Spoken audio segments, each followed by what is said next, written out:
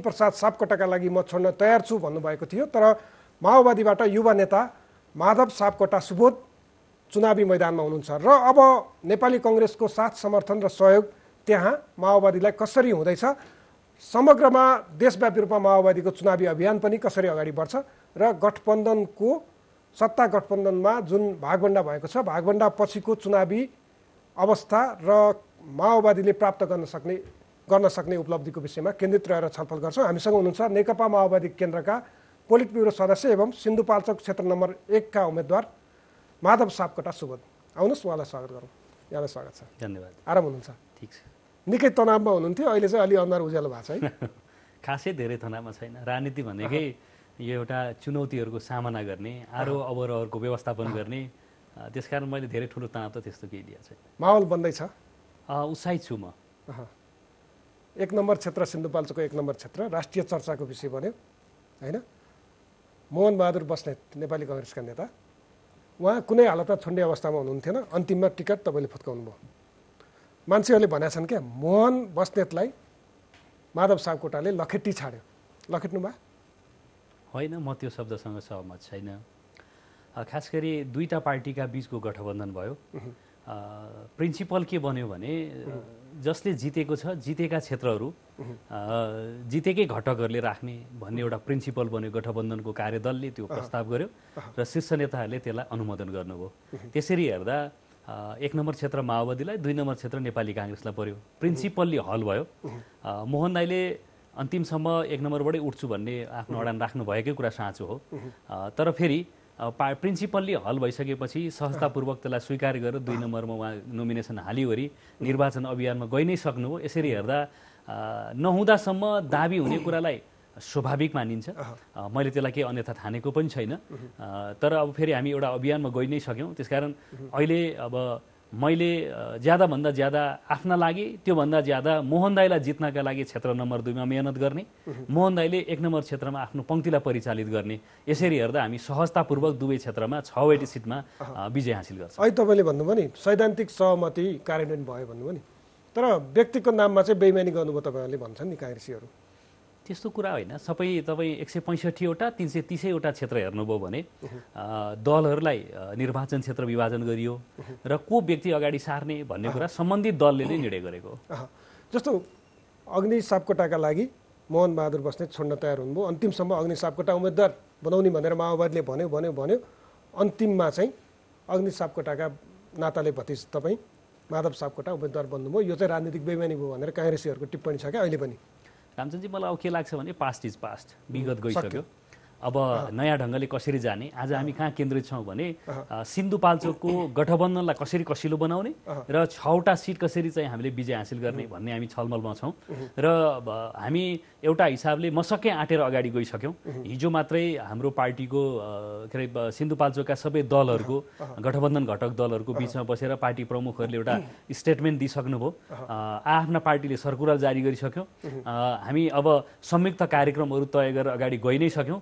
त्यसो गर्दा अहिले हाम्रो एउटै मात्रै अर्जुन दृष्टि छ, सिन्धुपाल्चोकको गठबन्धनलाई सफलतापूर्वक 6वटै सिटमा विजय हासिल गरेर आउने। 2वटा सङ्घ, 4वटा प्रदेश सबै जिताउने। हजुर, अलिकति तपाईँको लोगो छ नि त्यहाँ, माथिल्लोपट्टि रुख चिन्हको छ, तल्लोपट्टि माओवादीको केन्द्रको चुनाव चिन्ह छ।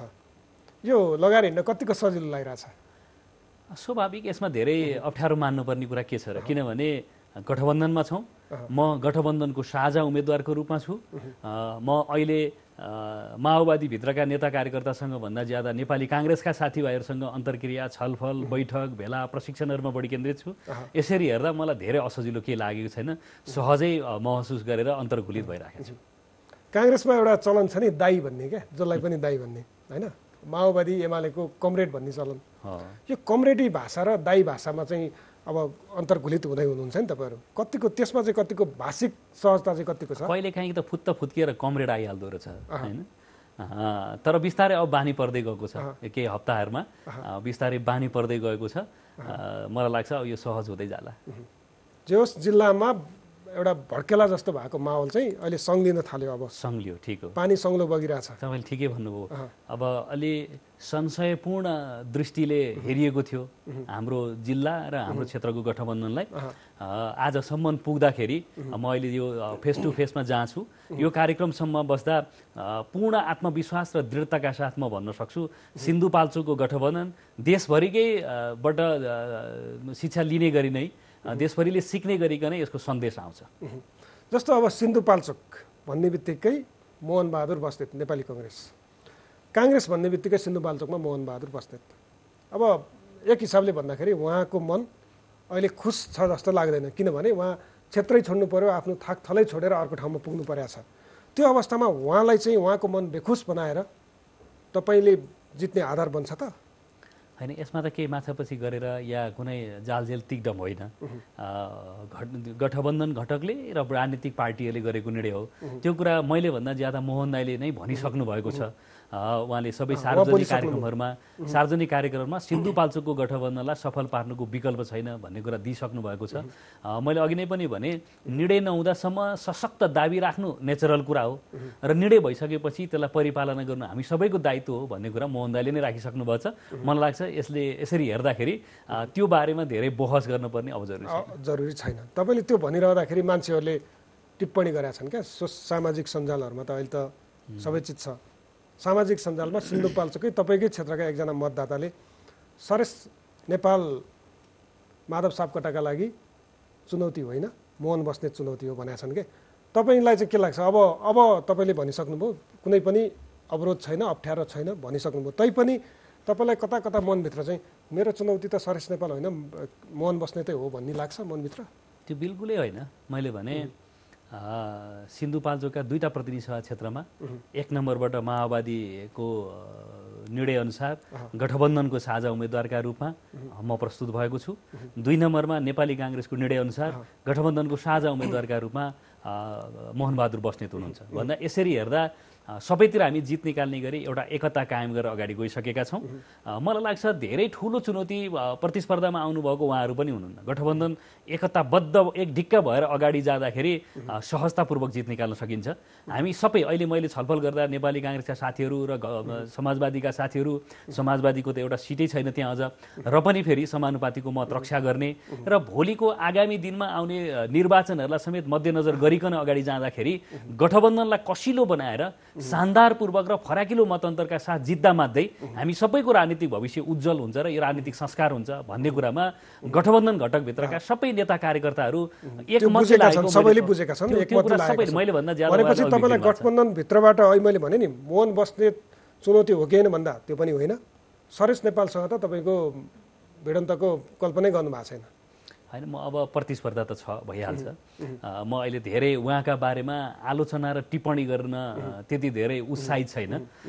म बरु चाहिँ मेरो निर्वाचन जित्ने आधारहरू र मैले जितेपछि के काम गर्छु भन्ने जस्ता कुराहरूमै बढी छलफल गर्न उत्साहित छु। म अहिले मेरो प्रतिस्पर्धामा रहनुभएका अरू सबै उम्मेदवारहरूका प्रति मेरो सम्मान छ। यो प्रतिस्पर्धाको एउटा संस्कारका साथ हामी आएका छौँ। सरेश दाई पनि मेरो बाबाको उमेर सरको चाहिँ हुनुहुन्छ। मेरो अघिल्लो बुवाहरूको पुस्ताकोमा चाहिँ व्यक्ति नै अहिले उम्मेदवारका रूपमा आउनुभएको छ। उहाँका प्रति व्यक्तिगत रूपमा मेरो श्रद्धा छ। संयोगले उहाँसँग मेरो निर्वाचनमा प्रतिस्पर्धा हुन गयो। म उहाँसँग सहजतापूर्वक आफ्ना नयाँ नयाँ दृष्टिकोणहरू, कार्यक्रमहरू, योजनाहरू प्रस्तुत गरेर प्रतिस्पर्धा गर्न चाहन्छु। आलोचना, विवाद, बहस केही गर्न मलाई त्यसमा रुचि छैन। जस्तो मान्छेहरूले भनेका छन् त्यसको जवाफ तपाईँले के दिनुहुन्छ?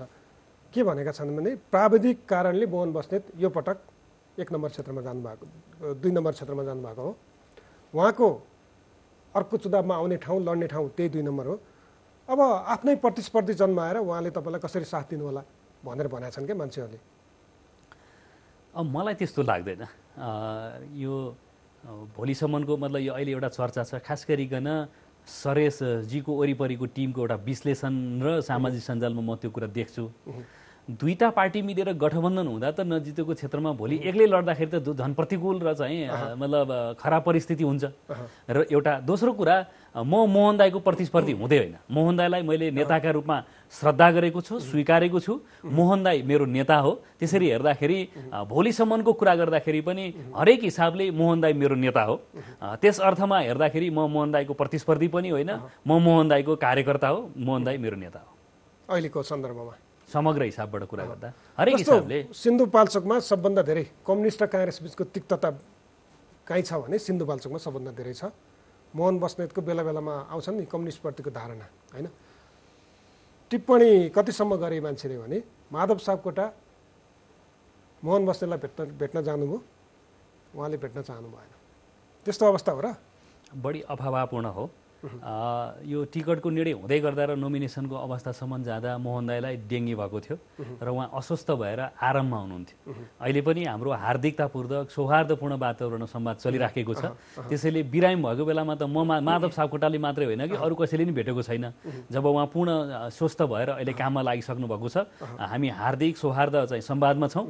मैले भने भोलि नै हामी सदरमुकामबाट एउटा संयुक्त कार्यक्रमबाट सम्बोधन गर्दैछौँ। एउटै मञ्चबाट अरू धेरै चाहिँ संयुक्त कार्यक्रम हामीले बनाइसकेका छौँ। त्यसैले यो धमिलो पानीमा माछा मार्छु र कमजोर धरातलमा चाहिँ अब गेम फिनिसिङ गर्छु भन्ने जे मनोविज्ञान छ, म त्यो आकांक्षा राख्ने साथीहरूलाई यो नेपालीमा एउटा उखान छ, के जातिको न्यानोमा आत्मरति लिने भन्ने कुरा। मलाई लाग्छ त्यो आत्मरति बाहेक र त्यो यो मनको लड्डु घिउ छ हानी भन्छ नि नेपाली उखान, त्यति मात्रै कुरा हो। म उहाँलाई त्यो खाँदै गर्नुहोस् भन्छु।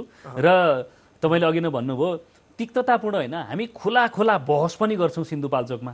र मङ्सिर 4 पछाडि नेपाल सिङ्गेले हेरोस् र बुझोस्, हामी खुला बहस गर्न पनि च्याम्पियन छौँ। एकता गरेर फेरि आफ्नो लक्ष्य उद्देश्य कस्तो हुन्छ भनेर पनि सिङ्गे देशलाई एउटा सन्देश दिनका लागि पनि हामी उत्तिकै च्याम्पियन हुन्छौँ भन्ने कुरा बडो आत्मविश्वासका साथ म यो फेस टु फेस यो टेलिभिजन मार्फत भन्न चाहन्छु। जस्तो स्थानीय तहको चुनावमा राष्ट्रिय राजनीतिमा नि हामी केन्द्रित हुन्छौँ। अहिले तपाईँकै क्षेत्रको सुनकोशी गाउँपालिकामा तपाईँको पार्टी माओवादी केन्द्र नेकपा एमाले बीच स्थानीय तहको चुनावमा तालमेल गर्नुभयो, होइन? त्यो तालमेल र आजको अवस्था फरक बन्यो, होइन? तपाईँ माओवादीको उम्मेदवार हुनुहुन्छ, काङ्ग्रेसबाट चाहिँ काङ्ग्रेसको मतबाट तपाईँ जित्नुपर्ने छ। सुनकोशीका काङ्ग्रेसीहरूले अझै पनि तपाईँमाथि हेर्ने दृष्टिकोण, त्यतिखेर तपाईँकै विशेष पहलमा चाहिँ त्यहाँ एमालेसँग गठबन्धन गराइयो र अहिले हामीसँग के मुखले भोट माग्न आउने भन्ने हिसाबले भनिरहेका छन् भन्ने टिका टिप्पणी पनि छन्। त्यो त्यतिखेरको अवस्था र अहिलेको अवस्थामा फरक आयो। यो राजनीति हो। त्यहाँ खासमा तलको स्थितिको कुरा गर्दा माओवादी एक्लै जित निकाल्न सक्दैन थियो। जित्नका लागि तपाईँहरूले त्यो आधिकारिक गठबन्धन हुन सकेन। त्यसो भए पछाडि अघि तपाईँले एउटा शब्द प्रयोग गर्नुभयो मेरो सक्रियता भनेर, त्यो कुरा बिल्कुलै होइन। स्थानीय तहका साथीहरूले या स्थानीय स्तरका साथीहरूको अधिकतम जोड कुनै न कुनै एउटा पार्टीसँग गठबन्धन गरेर जाने भन्ने थियो। नेकपा एमाले माओवादीलाई उपप्रमुख सहित केही वडाहरू दिएर जानका लागि तयार भएपछि स्थानीय स्तरबाट भएको निर्णयलाई अब हामीले सकेसम्म नगर्नुहोस् भन्यो, तर तलबाट भयो। र यसरी हेर्दा म के भन्न चाहन्छु भने के मुखले यी सबै कुरा राजनीतिमा त्यसरी हेर्नुभयो भने प्रचण्डको टाउको मूल्य प्रधानमन्त्री हुँदा शेरबहादुर देउवाले तोक्नुभयो। अब माओवादीले थापेको एम्बुसमा झन्नै परेर चाहिँ मतलब दुर्घटनामा गएको थियो, शेरबहादुर देउवा पर्नु भएको थियो। यो त राजनीति हो। त्यसैले मलाई के लाग्छ भने अहिले सवाल मेरो मात्रै व्यक्तिगत कुरा नभएर गठबन्धनलाई कसरी सफल पार्ने, माओवादी र काङ्ग्रेस समाजवादी सहित हामी कसरी त्यहाँ सुदृढ हुने भन्ने कुरा प्रमुख कुरा छ। यसरी हेर्दा अब निर्वाचनमा जाँदा केही न केही अमिलो तितो त भएको छ। म त्यसका लागि ज्यादै मेहनत गरिराखेको छु। त्यसलाई चाहिँ अब बिर्सिने प्रयास गरिन्छ र नयाँ ढङ्गबाट अगाडि बढ्नुहुन्छ तपाईँ। अब नयाँ स्थितिमा नयाँ ढङ्गले एकता सुदृढ गर्छौँ हामी। सिन्धुपाल्चोकमा खास गरी माओवादीभित्र 3 जना युवा नेताहरू 3 सहको चर्चा हुने गरेको छ क्या। तपाईँ सुबोध हुनुभयो, सरल सहयात्री अनि शरद, 3 जनाको चर्चा हुने गरेको छ। मनोनयनको दिन पनि तपाईँहरूले एउटै ड्रेस लगाउनु भयो, होइन? त्यसको प्रि प्लानिङ तपाईँहरू टिकट पाएपछि हामी यसो गर्ने भन्ने थियो वा तपाईँहरूको यो मित्रता हाम्रो चाहिँ एकदम ठुलो मित्रता छ, यो देखाउँ भनेर देखाउनु खोजेको के त्यसको सन्देश के हो? अब धेरै प्रि प्लान त होइन त्यो। त्यही के गर्ने कसो गर्ने भने किनभने अन्तिम स्थितिसम्म पनि कसले कहाँ चुनाव लड्ने भन्ने कुरा निर्णय नहुँदासम्म त निश्चितै थिएन।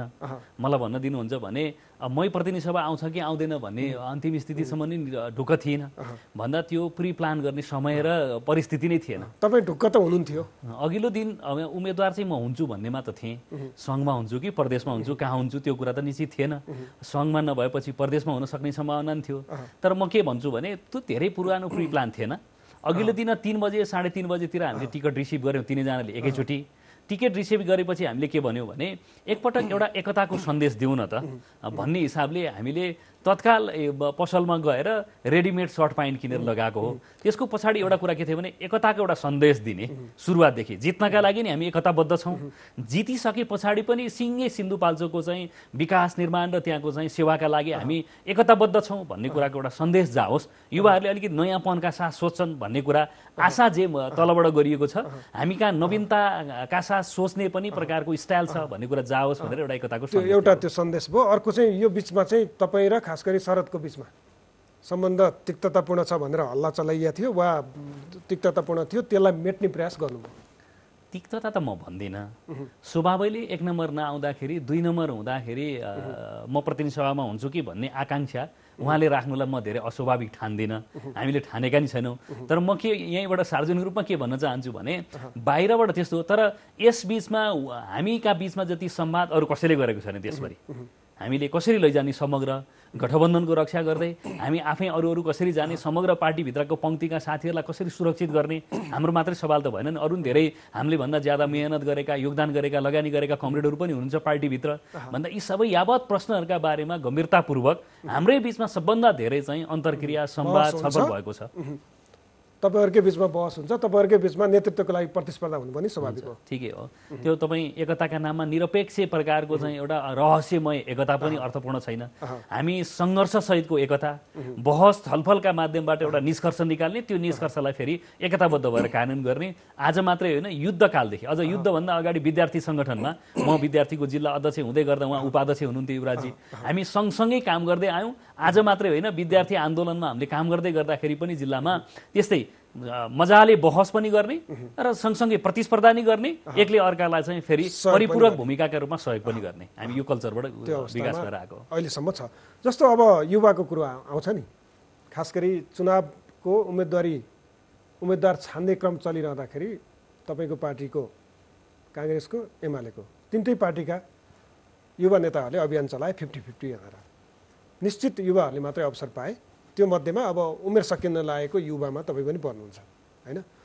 युवालाई अवसर दिने सवालमा माओवादी अलि उदार हो कि जस्तो यो चुनावमा देखिया छ होइन। अब युवा आइसकेपछि स्वतन्त्र रूपमा राजनीति गर्न खोज्ने युवाहरू र राजनीतिक दलभित्रका युवाहरूको भिजन मिसन अलिकति फरक होला, त्यो आफ्नो ठाउँमा छ। तर तपाईँहरूले जनतालाई दिन खोजेको सन्देशहरू चाहिँ त्यसको चाहिँ अर्थ हुन्छ नि। तपाईँले सिन्धुपाल्चोक बनाउनका लागि अब नयाँ पुस्ता बा पुस्तालाई विस्थापन गर्नुभयो होइन, अघिल्लो पुस्तालाई अङ्कल पुस्तालाई विस्थापन गर्नुभयो, तपाईँ आउनु भएको छ। अब तपाईँले जित्नुभयो भने साँच्चीकै सिन्धुपाल्चोकमा तपाईँले आजसम्म हुन नसकेको, गर्न नपाएका काम चाहिँ यी हुन्, म यो गर्छु, त्यो के छन् त्यस्ता? अब कोसिस मात्रै होइन, माओवादीले अहिले टिकट वितरण मात्रै होइन, तपाईँ हेर्नुभयो भने हाम्रो पार्टीका महाधिवेशनहरूमा समेत सबै तहमा र केन्द्रीय कमिटीमा पनि युवाहरूलाई प्रोत्साहित गरेर लगेको उल्लेख्य छ। माओवादी सबभन्दा उदार देखिया छ। त्यसमा त कोटा नै छुट्याएर युवाहरूलाई 20% चाहिँ कोटा सुनिश्चित गरेर लगेको छ। त्यसरी हेर्दाखेरि माओवादीले युवालाई प्रोत्साहन गर्ने, नेतृत्वको तहमा पुर्याउने र अहिले टिकटै वितरण गर्दा देशभरि हेर्नुभयो भने नि त्यो स्पष्टै देखिन्छ। दोस्रो, विस्थापित, म अघिल्लो पुस्तालाई विस्थापित भन्ने शब्द मैले त्यति रुचिकर ठानिनँ।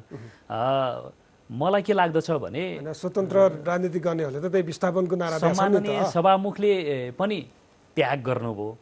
त्यो त्यागको म मुक्त कण्ठले प्रशंसा गर्न चाहन्छु र म त्यो त्यागलाई गम्भीरतापूर्वक यो जिम्मेवारी आइराखेको सन्दर्भमा स्थापित गर्न चाहन्छु र म त्यसमा योगदान पुर्याउँछु।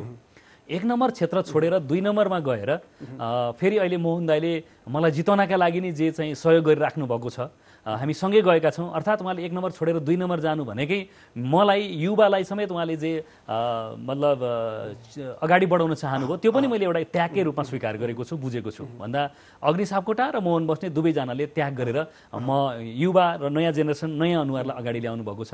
म यसको उच्च प्रशंसा गर्न चाहन्छु र यो त्यागलाई त्यागका रूपमा स्थापित गर्ने मेरो भूमिका हुन्छ, म त्यसमा लाग्छु। अब नयाँ आउँदा के भन्ने कुरा तपाईँले ल्याउनुभयो, निश्चितै हामीलाई केही चुनौती पनि छ यस सन्दर्भमा, हाम्रा प्रति आशा पनि छन्, त्यस भए हुनाले केही हामीसँग चुनौती पनि छ। हामी अब जाँदा कमसेकम अहिले धेरै उथल पुथल गर्छु, अब काया पलट गर्छु भनेर अहिले धेरै हाइपोथेटिकल बोल्नु पर्ने आवश्यकता छैन। हाइपोथेटिकल कुरा त म अहिले गर्दैन, तर म एउटा कुरा के भन्छु भने नीति निर्माणको तहमा र तल विकास निर्माण लगायतका नयाँ चाहिँ मतलब काम गर्नुपर्ने ठाउँहरूमा अघिल्लो पुस्ताले सुरु गरेका जे कामहरू छ, कति सम्पन्न भएका छन्, केही बाँकी छन्। बाँकी भएका काम अग्नि सापकोटाले सुरु गर्नुभएका कामहरू र मोहन बस्नेतले सुरु गर्नुभएका कामहरूलाई नयाँ ढङ्गले त्यसलाई निरन्तरता दिएर सम्पन्न गर्ने यो दायित्व हुन्छ। र अलि नयाँ तरिकाका साथ अहिले आम रूपमा जनताले एउटा के प्रश्न गरिरहेका छन् भने मैले के पाएँ, सिंहदरबारलाई 753वटा सिंहदरबार बनाएर गाउँ गाउँमा लगेका छौँ, तर उही अनुहारहरू मात्रै फेरियो, प्रवृत्ति फेरिएन भन्ने एउटा मतलब चासो चिन्ता सहितको एउटा प्रश्न छ। यसरी हेर्दा मैले के पाएँ भन्ने आम मतदाता र नागरिकको प्रश्न छ। कमसेकम म त्यहाँबाट निर्वाचित हुँदै गर्दा र अभियानमा भोट माग्न जाँदाखेरि अहिले मैले प्रतिबद्धता व्यक्त गर्दै गरेको कुरा र यसबाट नि के भन्न चाहन्छु भने कमसेकम त्यो प्रश्नहरूको हल कसरी एकैचोटि सबै यही 5 वर्षमा गर्न सकिन्छ, म त्यस्तो अब काल्पनिक कुरा त गर्दिनँ, तर म के भन्छु भने त्यो प्रश्नको हल गर्नका लागि सुरुवात चाहिँ गर्छु। क्रमबद्ध ढङ्गले शिक्षा, स्वास्थ्य, आय आर्जन, स्वरोजगार, रोजगारका क्षेत्रहरूमा नयाँ तरिकाका साथ सङ्घ, प्रदेश, स्थानीय तह, निजी क्षेत्र र दात्री निकायहरूका साधन स्रोतहरूलाई केन्द्रित गर्ने, मान्छेहरूलाई उद्यमशील बनाउने, रोजगारीका अवसरहरू सृजना गर्ने र नयाँ नयाँ ढङ्गले अगाडि जाने र राष्ट्रको आर्थिक मेरुदण्डमा पनि योगदान गर्ने, सिन्धुपाल्चोकलाई कमसेकम आर्थिक समृद्धिको दिशातिर लैजानका लागि मेरो योगदान हुन्छ। यसरी हेर्दा माथि नीति निर्माणमा पनि सशक्त रूपमा आफ्ना मतदाताहरूको आफ्नो जिल्लाको चाहिँ गरिमा माथि उठ्ने गरिकनै सशक्त र रचनात्मक ढङ्गले विज्ञ विशेषज्ञहरूको राय परामर्श सुझावमा माथि पनि सशक्त भूमिका निर्वाह गर्ने, योगदान गर्ने, तलका विकास निर्माण र संयोजनकारी भूमिका हो एउटा सांसदको। मैले नै अहिले कार्यकारी हुँ या म सरकार प्रमुख जस्तै छु भनेर धेरै कुरा गर्न थाल्यो भने त्यो पनि कन्ट्राडिक्टरी हुन्छ, अन्तर्विरोधीपूर्ण हुन्छ। सुन्नुभयो होला नि तपाईँले स्वतन्त्र उम्मेदवार भनिएकाहरूको अन्तर्वार्ताहरू हेर्नुभयो होला, उहाँहरूले दिने तरिका छ नि, एकजना स्वतन्त्र उठ्नु भएको हुन्छ तर संसदलाई कायापलट पार्छु भन्ने किसिमको कुरा आइरहेछन् नि, त्यसरी भन्ने हिम्मत चाहिँ तपाईँहरू गर्नुहुन्न? त्यसरी हिम्मत होइन, म त्यो कुरा होइन, आफ्नो कार्यक्षेत्र र आफ्नो दायित्वभित्र संविधानले दिएका अधिकारभित्र मात्रै बसेर गर्नुपर्छ। म फेरि दोहोऱ्याएर के भन्न चाहन्छु भने एउटा सांसदको भूमिका चाहिँ खालि संयोजनकारी मात्रै छ। मूलत संविधानले के भन्छ भने नीति निर्माण र सङ्घको सांसदको अर्थमा त अझ उसले त कानुन, ऐन, नियम नियमावलीहरूमा सम्पादन गर्ने, संविधान संशोधन गर्न परे, आवश्यक परे गर्ने भनेको छ। यसरी हेर्दा संयोजनकारी भूमिकाको नेतृत्व गर्ने काम चाहिँ एउटा सांसद को हुन्छ। म त्यो संयोजन गर्नका लागि तयार छु र त्यो रचनात्मक भिन्न अनुभूत गर्ने गरिकन अहिले यो गर्छु भनेर धेरै अब करेस्मेटिक कुरा, ललिपपवाला कुरा गर्नुभन्दा म अहिले मात्रै के भन्न चाहन्छु भने युवा हुनुको नाताले मका प्रति मेरो क्षेत्रका र मेरो सर्कलका युवाहरूले अपेक्षा गर्नुभएको छ। उहाँहरूको अपेक्षामा ऊर्जा थपेर नवीनतम ढङ्गबाट कार्य सम्पादन र संयोजनकारी भूमिकामा म योगदान गर्छु। जस्तो अघि मैले सोध्न छुट्याएँ वा तपाईँले जवाफ दिनु भएन, तपाईँले टिकट पाइरहँदाखेरि अहिले तपाईँले बोल्नुभयो नि अग्नि सापकोटाले गर्नुभएका अधुरा कामहरू म पुरा गर्छु। आम जनताले नबुझेको कुरा क्या, अग्नि सापकोटा अघिल्लो दिनसम्म उम्मेदवार बन्न खोजिरहनु भएको समाचार आइराखेको थियो, अन्तिममा अग्नि सापकोटा उम्मेदवार बन्नु भएन। उहाँले छोड्नुको कारण चाहिँ के थियो? मान्छेहरूले भनेका छन् उम्मेदवार भए पनि मोहन बस्नेतको समर्थन रहँदैन, उहाँ चाहिँ माओवादीको सङ्गठनभित्र विद्रोह देखियो नि पछिल्लो समय, केही नेताहरू एमालेमा प्रवेश गरे नि, त्यसकारण उहाँले चुनौती देखेर उहाँले छोड्नुको भनेका छन् क्या। उहाँले छोड्नुको खास कारण चाहिँ के हो? होइन, एउटा त उहाँले अन्तिमसम्म उठ्न खोज्नु भएको होइन, उहाँको दाबी नै आएको थिएन, त्यो त्यसमा चाहिँ कुनै सत्यता छैन। मलाई लाग्छ उहाँले त्याग गरेको, छोडेको, विस्थापित भएको अरू कुरा के होइन, सुरुवातमा राष्ट्रिय मिडियाहरूले जसरी त्यो कुरालाई हाइलाइट गर्नुभएको छ र बाहिर ल्याउनु भएको छ त्यो स्पिरिट नै ठिक छ, त्यो स्पिरिट नै ठिक छ र उहाँले त्यो त्यागै गर्नुभएको हो। कमसेकम यस बीचमा सबभन्दा नयाँ पुस्ता आओस् भन्ने एउटा चाहिँ आकांक्षा राख्नुभयो। बिल्कुलै त्यो उहाँले नयाँ ढङ्गले त्याग गरेर पार्टी निर्माणमा योगदान गर्छु भन्ने शब्द छ उहाँको। म यो चाहिँ मतलब संसदीय मामलामा र सरकारको यतातिरको भूमिकामा नयाँ पुस्ताहरूले अवसर पाउन् र भूमिका खेलुन्, पार्टी निर्माणमा म यो मजाले लागेर चाहिँ योगदान गर्छु र पार्टीलाई नयाँ ढङ्गले सङ्गठित गर्न सकिन्छ भन्ने उहाँको छ। यसमा सबभन्दा बढ्ता संवादमा उहाँसँग कोही छ भने मै छु। म आत्मविश्वासका साथ भन्न चाहन्छु कि यो कुनै हाम्रो दबाब प्रभावले होइन, उहाँ आफै कन्भिन्स भएर उहाँले नै त्याग गर्नुभएको र पार्टी अध्यक्ष र पार्टी नेतृत्वलाई मेरो प्रस्ताव उहाँले नै गरेर यो निर्णय भएको। यसरी हेर्दाखेरि यसलाई त्यही यसको मतलब म जतिको मान्छे सहमुख भएर बस्दाखेरि सक्रिय राजनीति गर्न पाइनँ, म जस्तो मान्छे संसदीय राजनीतिमा हुँदाखेरि खास गरी पार्टी निर्माणमा भूमिका खेल्न पाइनँ, त्यसले गर्दा माओवादी पार्टी कमजोर भयो, अब माओवादीलाई फेरि एकपटक माथि उचाल्छु भन्ने उहाँको लक्ष्य। कमजोर बलियो त दोस्रो कुरा हो, तर उहाँ यो पार्टी निर्माणमा योगदान गर्छु भन्ने उहाँको स्पिरिट छ र त्यो एउटा हिसाबले ठिकै छ त्यो।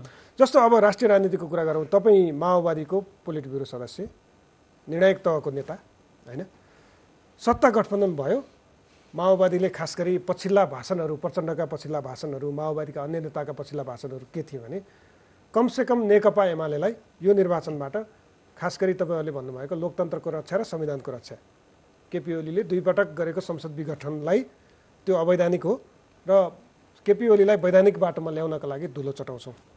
यो चुनावबाट केपी ओलीलाई सडकमा पुर्याउँछौँ र हामी पहिलो कम्युनिस्ट पार्टी बन्छौँ, प्रचण्डका हरेक भाषणमा आउने शब्दहरू हुन्। तर गठबन्धनमा भागवण्डामा हेर्ने हो भने तपाईँहरू 47 सिटमा रहनु भएको छ, केपी ओलीले 141 क्षेत्रमा एमालेका उम्मेदवार उठाउनु भएको छ।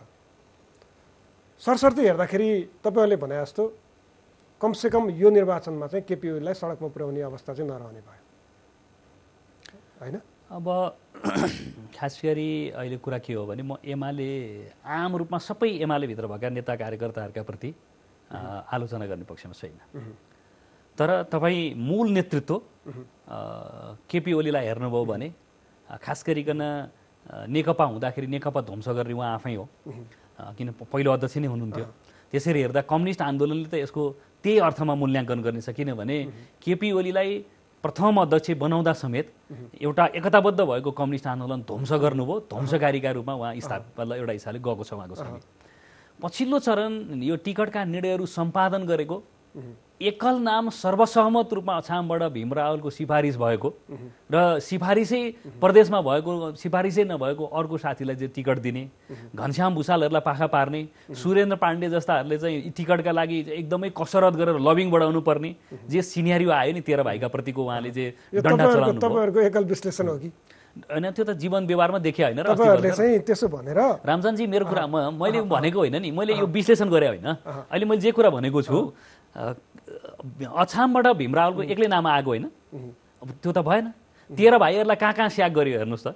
सबै त्यसरी गर्दा मेरै क्षेत्रको कुरा गर्नुहुन्छ भने अरुण नेपाल अब 70 मा हार्नुभयो, 74 मा गठबन्धन हुँदा प्रदेश लड्नुभयो, उहाँको दाबी थियो, सिफारिस 1 नम्बरमै थियो उहाँको।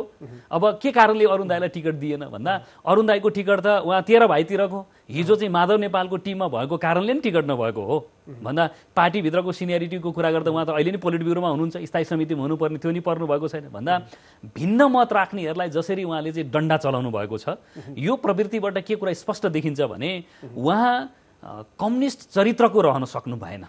किनभने भिन्न मतहरूलाई सम्मान गर्ने, स्वीकार गर्ने, मतलब मार्क्सवादी थ्योरी के छ भने freedom in discussion unity in action भन्छ, छलफलमा भरपूर स्वतन्त्रता दिने, त्यो छलफलबाट निस्केको चाहिँ उच्च जनवाद भयो भने मात्रै बल्ल चाहिँ केन्द्रीयता लागू हुन्छ। माओवादीमा चाहिँ प्रचण्ड विरुद्ध बोल्न पाइन्छ मज्जाले।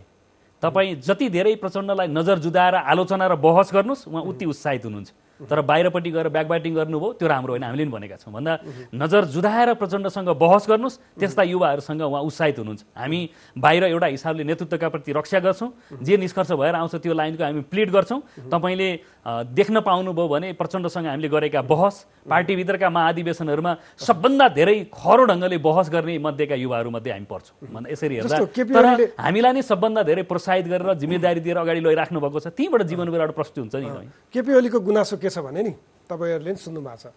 पुस 5 गते उहाँले संसद विघटन गर्नुभयो होइन। चैतको 20 गते महाधिवेशन तोकिएको थियो नेकपा माओवादी केन्द्रको। उहाँले मैले चाहिँ पार्टी अध्यक्ष अब बन्दिनँ, प्रचण्ड तपाईँ तयार हुनुहोस् र आगामी संसदीय निर्वाचनपछि म प्रधानमन्त्री बन्दिनँ भनेर प्रचण्डलाई भनेको थिएँ। उहाँले माघ फागुन चैत 3 महिना कुर्न सक्नु भएन, पार्टी विभाजन गर्नुभयो। आरोप त तपाईँको अध्यक्षमाथि छ नि। त्यो उहाँको कति कमजोर तर्क छ भन्ने कुरा कहाँबाट देखिन्छ भने 3 महिना कुरा भए त प्रधानमन्त्री हुनुहुन्थ्यो।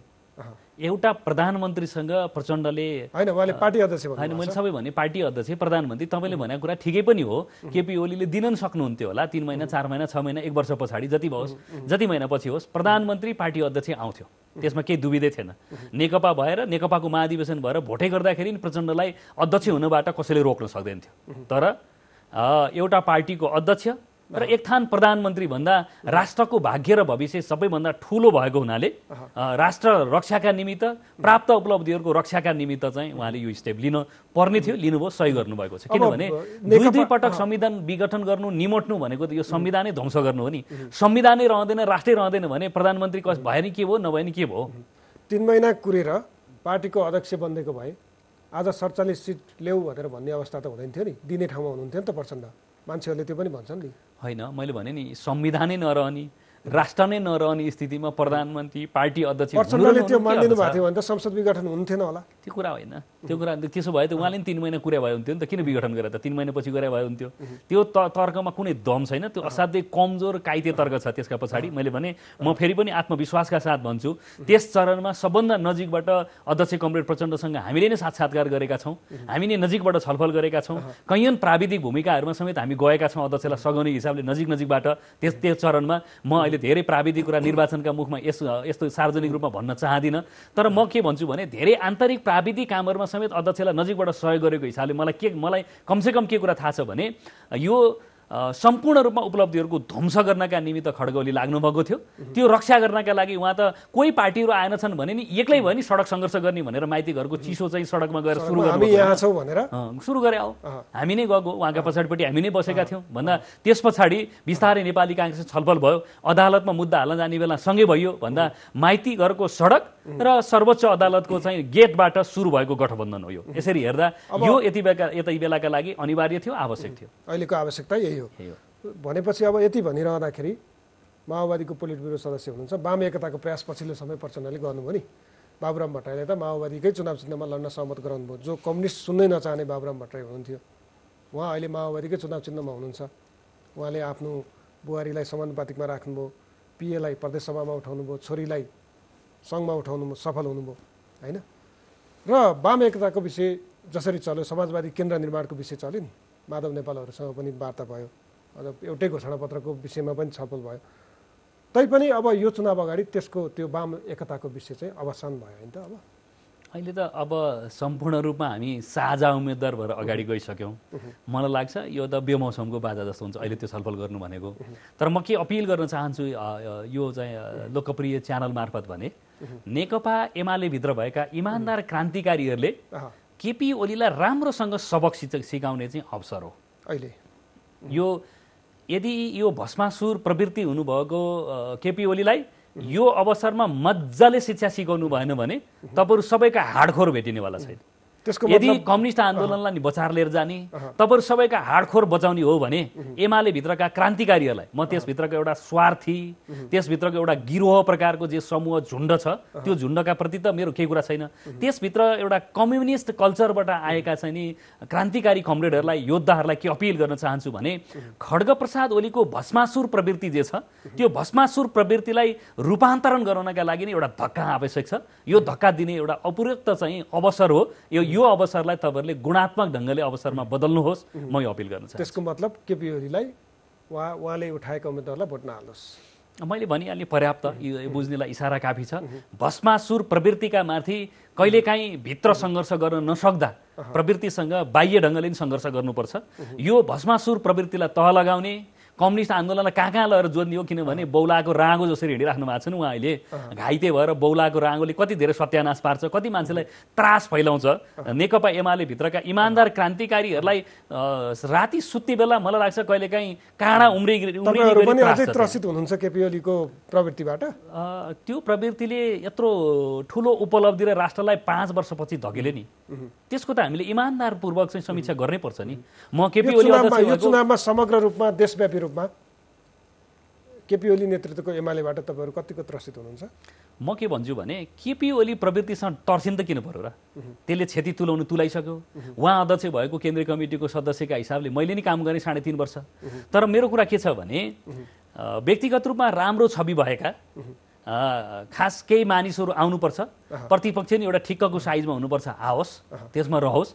तर प्रवृत्ति भस्मासुर प्रवृत्तिका अन्धभक्तहरूलाई किन जिताउने? त्यो जिताएर त्यो प्रवृत्ति नै प्रोत्साहित हुँदै जाने र त्यसले राष्ट्रलाई पनि फाइदा गर्दैन, त्यसैभित्रको एमालेको आन्दोलनलाई पनि फाइदा गर्दैन। अन्ततः त्यसले जबजलाई बेचेरै खान्छ। अन्ततः जबज देखाएर त्यसले कुनै न कुनै रूपमा चाहिँ ठुल्ठुला औद्योगिक धन्दाका चाहिँ मालिकहरूसँग चाहिँ र बार्गेनिङ गर्छ चाहिँ कमिसनको भने त्यो प्रवृत्तिले जित्यो भने न नेकपा एमाले र कम्युनिस्ट आन्दोलन या एमाले आन्दोलनलाई जबजलाई फाइदा छ न राष्ट्रलाई पनि फाइदा छ। यस हिसाबले हामी त केपी ओलीसँग धेरै डराउनु पर्ने कुरा केही छैन, किनभने आम रूपमा जनताले बुझेकै छन्। तपाईँ हेर्नु होला, कसैले प्रत्यक्ष विद्रोह गरेका छन्, कसैले अप्रत्यक्ष रूपमा ठुलो एउटा विद्रोह गर्नेछन् र त्यो विद्रोहले भस्मासुर प्रवृत्तिलाई तह लगाउँछ। त्यसबाट चाहिँ त्यस पछाडि कम्युनिस्ट आन्दोलनका बारेमा सुरु हुन्छ। जस्तो तपाईँले यति भनिरहँदाखेरि शीर्ष नेताहरू, तपाईँकै पार्टीका अध्यक्ष प्रचण्ड, एमाले अध्यक्ष केपी ओली जो तपाईँले भस्मासुर प्रवृत्ति भन्नुभयो नि, उहाँ, शेरबहादुर देउवा, रामचन्द्र पौडेल वा अन्य शीर्ष नेताहरूको क्षेत्र हेर्नु, यसो हेर्दाखेरि त्यहाँ म्याच फिक्सिङ भएको जस्तो क्या। प्रचण्डको ठाउँमा एमालेको उम्मेदवार को छ, केपी ओलीको ठाउँमा काङ्ग्रेसको उम्मेदवार को छ। यो शीर्ष नेताको बिचमा चाहिँ अलरेडी म्याच फिक्सिङ चाहिँ हुने रहेछ होइन? अनि शीर्ष नेताको ठाउँमा त अर्को शीर्ष नेता छैन नि त फेरि। र मलाई लाग्छ त्यहाँ भएमध्येको अब्बल बलियो उम्मेदवारको विश्लेषण भएर आएको त होला नि। त्यसरी हेर्दा मलाई लाग्छ विश्लेषण गर्नु पाइयो रामचन्दजी। तर अब मलाई के लाग्दैन क्षेत्रमा एमालेले उम्मेदवारी फिर्ता लियो होइन? अब तपाईँको पार्टी अध्यक्ष उठ्नु भएको ठाउँमा एमालेले यहाँ काठमाडौँबाट स्वतन्त्र उठ्ने भनेको व्यक्तिलाई लिएर गएर उठाएको छ। त्यो त स्वतः बाइपाएको जस्तो भएन। गोर्खामा त स्वाभाविक रूपमा नेकपा एमाले प्रतिस्पर्धाको साइजमा पनि छैन नि त्यो स्थानीय चुनाव र विगतका हिस्ट्रीहरू पनि हेर्दाखेरि।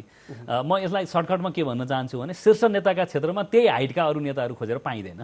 जो छ भएका मध्येबाटै अगाडि सार्ने हो नि त फेरि। म्याच फिक्सिङ होइन, मलाई त्यस्तो लाग्दैन, त्यो कुरा होइन। जस्तो अब केपी ओलीले अस्ति एउटा सार्वजनिक आह्वान गर्नुभयो, बहस गरौँ, मिडियामा बहस गरौँ भनेर होइन। सत्ता गठबन्धनबाट चाहिँ उहाँले शेरबहादुर देउवालाई सङ्केत गर्नुभएको छ क्या, देउवाजी भनेर लेख्नु भएको छ। त्यसको अर्थ केपी ओलीले अझै पनि आफ्नो प्रतिस्पर्धीको रूपमा देउवालाई हेर्नु भएको छ, भावी प्रधानमन्त्रीको रूपमा। एमाले भावी प्रधानमन्त्री केपी ओली भनेर निर्णय गरिसकेका छ। गठबन्धनबाट भावी प्रधानमन्त्री को भनेर गठबन्धनका नेताहरूलाई सोध्यो भने कोही पनि बोल्न चाहँदैनन् क्या। अब तपाईँ त प्रचण्डसँग नजिक भएर काम गर्नुभएको मान्छे, तपाईँलाई के लाग्छ यो चुनाव पछिको पहिलो प्रधानमन्त्री पुष्पकमल दाहाल प्रचण्ड हो? अब दाबी त हेर्नुहोस्, रवि लामिछानेको नि प्रधानमन्त्रीमा छ, प्रधानमन्त्रीका रूपमा होइन। अब एकपटक कमल थापा नि प्रधानमन्त्रीका रूपमा प्रस्तुत गरेर राप्रपाले भोट माग्न गएको थियो। अब भन्दा अहिले केपी ओलीले नि दाबी प्रस्तुत गर्नुलाई नौलो म गर्नै पर्यो नि, यो हाम्रो प्रणाली नै त्यही छ। सांसद जितेर आएर त्यो दलको संसदीय दलको नेता जितेपछि बल्ल प्रधानमन्त्री हुन पाइन्छ हाम्रो व्यवस्था अनुसार। त्यसरी हेर्दा अब त्यो हाम्रो संविधानमा व्यवस्था गरेको चिजमा केपी ओलीलाई अगाडि सारेको बाहेक दोस्रो कुरा केही पनि दम छैन त्यसको। जहाँसम्म तपाईँको यता कुरा छ, मलाई लाग्छ यो गठबन्धन अहिले सांसदका सिट जित्नका लागि मात्रै होइन। म फेरि दोहोऱ्याएर भन्न चाहन्छु, माइती घरको चिसो सडक र सर्वोच्च अदालतको गेटबाट निर्माण गरिएको या निर्माण भएको यो कसैले स्वार्थहरूको मिलन बनाएर मात्रै गरेको पनि होइन। त्यति बेलाको ऐतिहासिक आवश्यकता थियो यो संविधानको रक्षा गर्ने, समग्र सिस्टमको रक्षा गर्ने भन्दा त्यो उद्देश्यका लागि बनेको छ। भन्दा कमसेकम 5 वर्षसम्मका लागि यो गठबन्धन जानु अनिवार्य छ, जानै पर्छ। किनभने राजनीतिक स्थिरता र आर्थिक समृद्धि हामीले मुख्य नारा दिएर यो गठबन्धनको औचित्यका बारेमा जानुपर्छ भन्नुहुन्छ होइन। मैले बिचमा कुरा काटेँ, जानुपर्छ 5 वर्ष जानुपर्छ भनेर तपाईँहरू जोड गरिरहनु भएको छ। एउटै पार्टी त 3 वर्ष जान सक्नु भएन। अब यो गठबन्धन कसरी जान्छ, एउटाको विचार एकातिर छ, अर्कोको विचार अर्कोतिर छ। ठिक छ, जान सक्छ भन्ने कुरा मानिसहरूले सोचेको भन्दा सहजतापूर्वक 165 र 330 निर्वाचन क्षेत्रमा गठबन्धन भयो नि।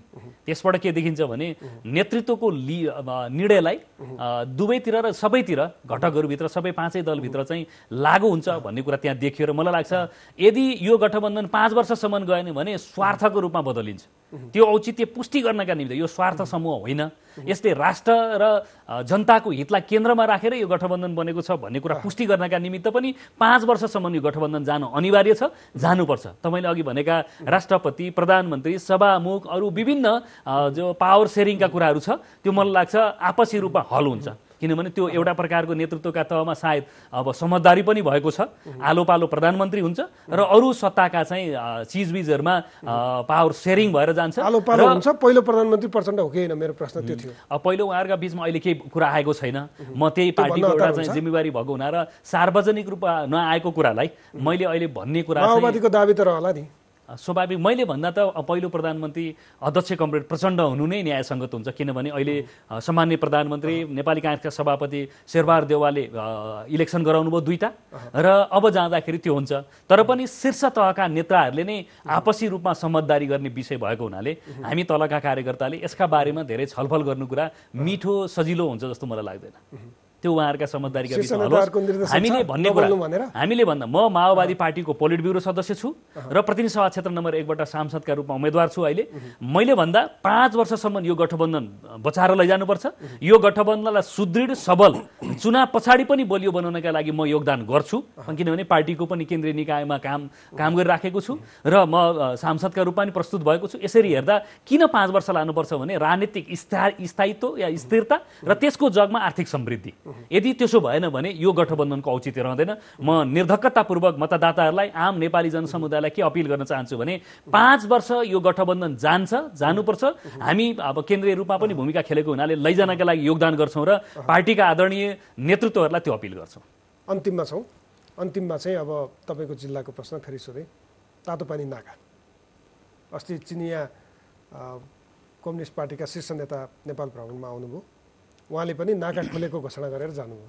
अहिलेसम्म चल्न सकेको छैन। त्यो नाका चाहिँ हरेक वर्ष खुल्छ भन्ने खुल्दैन यो अवस्था छ नि। यसको अन्त्य गरेर हामी चीनसँगको व्यापारलाई सहज बनाउन चाहिँ अब तपाईँबाट के पहल हुन्छ अन्तिममा? ठिकै हो। मेरा अरू निर्वाचन क्षेत्रसँग केन्द्रित धेरैवटा विषयहरू छन्। त्यो मध्ये मतलब चीनको नाकाको व्यवस्थापन पनि उच्च प्राथमिकतामै छ। मैले भने यस सम्बन्धमा अग्रजहरू जे लाग्नु भएको छ, चिनिया जनकङ्ग्रेसका अध्यक्ष आएर सामान्य सभामुखको निम्तामा आएर जे रेस्पोन्स गरेर जानुभयो र उहाँ भ्रमणमा रहँदै नाका बन्द थियो, खुलाउनु भयो र यसलाई उच्च तहबाट हामीले सामान्य प्रधानमन्त्री शेरबहादुर देउवा, पार्टी अध्यक्ष प्रचण्ड लगायतको सहयोग र साथ लिएर मात्रै यो कुरा चाहिँ कूटनैतिक ढङ्गबाट व्यवस्थापन र हल गर्न सकिन्छ। त्यो दिशामा म प्रमुख कार्यसूची बनाएर उहाँहरूलाई मतलब फलो गरिरहने, उहाँहरूलाई चाहिँ उहाँहरूका ढोकामा गइराख्ने, झकझकाइराख्ने र त्यो झकझकाएर उहाँहरूको पहल कदमी र नेतृत्वमा मैले निरन्तर त्यो विषयमा उहाँहरूलाई ध्यान आकर्षित गराएर सदनमा बोलेर अनौपचारिक रूपमा उहाँहरूसँग संवाद गरेर लागिराख्छु र यो एउटा हाम्रो राष्ट्रकै लागि एउटा महत्त्वपूर्ण काम पनि हो। तपाईँले जित्नुभयो भने, कमसेकम तपाईँले जित्नुभयो भने तातोपानी नाका बन्द हुने अवस्था रहँदैन। म त्यसका लागि भने केन्द्रका शीर्ष नेताहरूकै नेतृत्वमा मेरो समेत त्यसमा सक्रियतामा चाहिँ यसलाई व्यवस्थापन गर्न लाग्छु। हस्, राजनीतिक सफलताको शुभकामना। धन्यवाद। उहाँ हुनुहुन्थ्यो नेकपा माओवादी केन्द्रका पोलिट ब्युरो सदस्य माधव सापकोटा सुबोध, जो सिन्धुपाल्चोक क्षेत्र नम्बर 1 बाट प्रतिनिधि सभाको उम्मेदवार हुनुहुन्छ। उहाँसँग त्यो निर्वाचन क्षेत्रको अवस्था र समग्रमा वाम लोकतान्त्रिक गठबन्धन जुन भएको छ, सत्ता गठबन्धन, त्यो गठबन्धनको देशव्यापी रूपमा चुनावी माहौल र त्यो गठबन्धन मार्फत भइरहेका सहमतिका प्रयासहरू, खास गरी निर्वाचन क्षेत्र केही निर्वाचन क्षेत्रमा जुन विवादहरू देखेको छ त्यो समाधानका लागि भइरहेको प्रयासको विषयमा केन्द्रित रहेर छलफल गऱ्यौँ। आजलाई फेस टु फेस यति। हिमालय टेलिभिजन हेर्दै रहनुहोला। नमस्ते।